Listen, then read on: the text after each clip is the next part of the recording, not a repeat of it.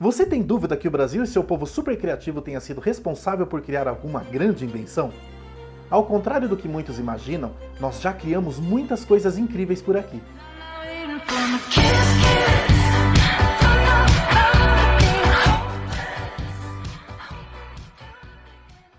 Olá, tudo bem? O meu nome é Cláudio Alexandre e sejam todos muito bem-vindos. O nosso tema de hoje é as 20 maiores invenções feitas aqui no Brasil por brasileiros ou por naturalizados brasileiros.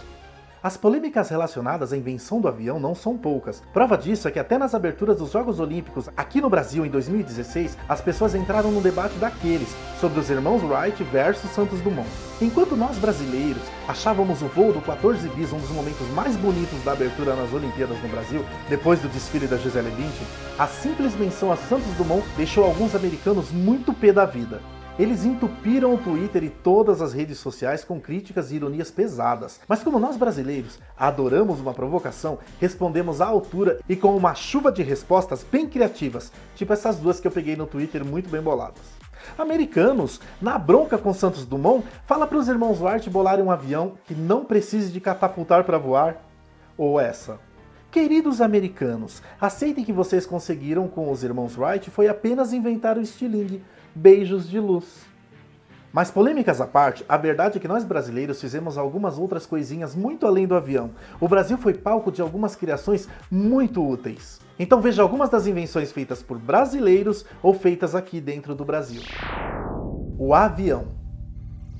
Em 1906, Alberto Santos Dumont decolou do seu famoso 14 bis em Paris num voo de aproximadamente 220 metros de altura. Foi a primeira exibição pública de uma aeronave voando a essa distância de forma autônoma, o que tornou o inventor conhecido por toda a Europa como o inventor do avião, apesar das contestações dos irmãos Wright.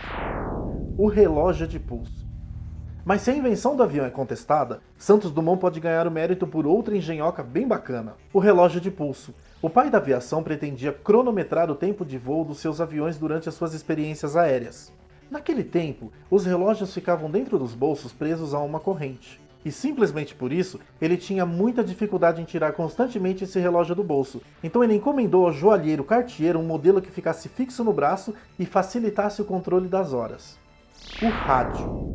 Roberto Landel de Moura foi um padre católico e inventor brasileiro. Ele foi pioneiro na transmissão da voz humana sem fio, radioemissão e telefonia por rádio, antes mesmo que outros inventores como o canadense Reginald Fessenden em dezembro de 1900. Então o inventor Marconi se notabilizou por transmitir sinais de telegrafia por rádio e só transmitiu a voz humana em 1914, depois do padre Roberto Landel.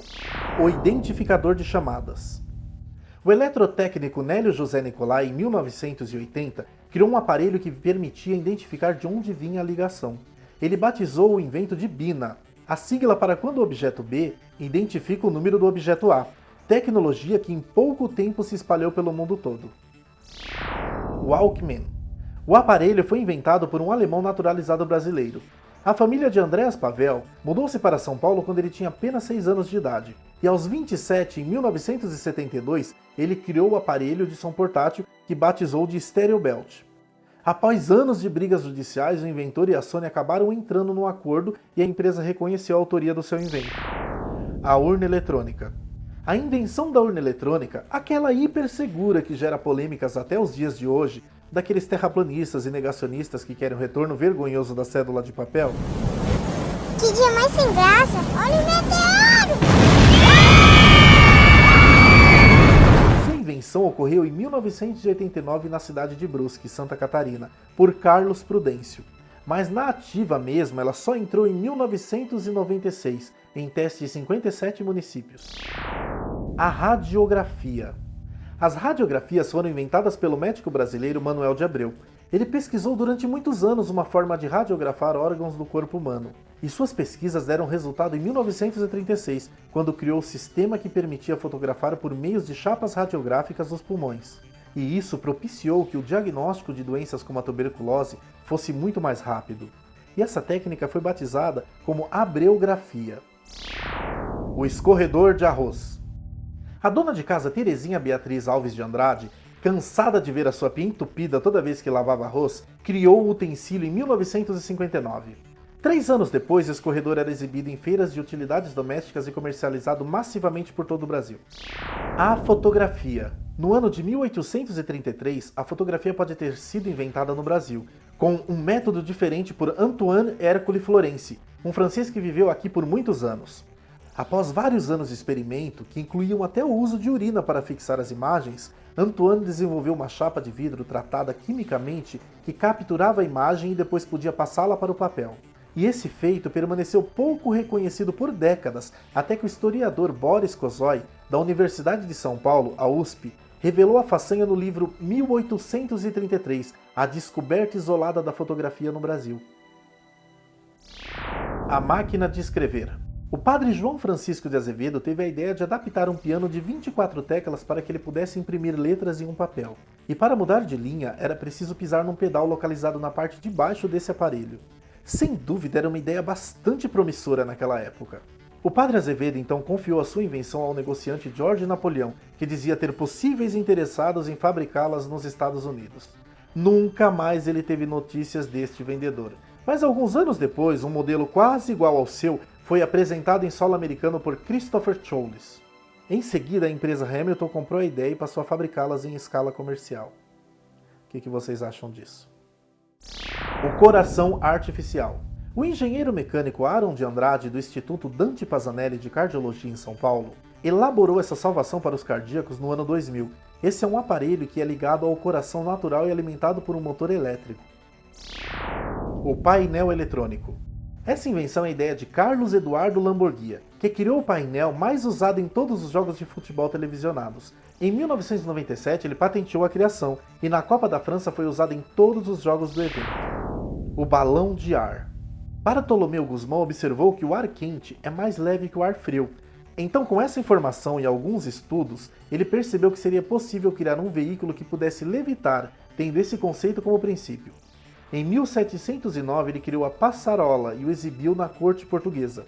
O público estupefato viu o aparelho movido a ar subir a 4 metros de altura do chão. O câmbio automático. José Braz Araripe foi o engenheiro mecânico que inventou o câmbio automático. Ele criou o protótipo e o projeto do câmbio em 1932 e o vendeu para a General Motors, a GM.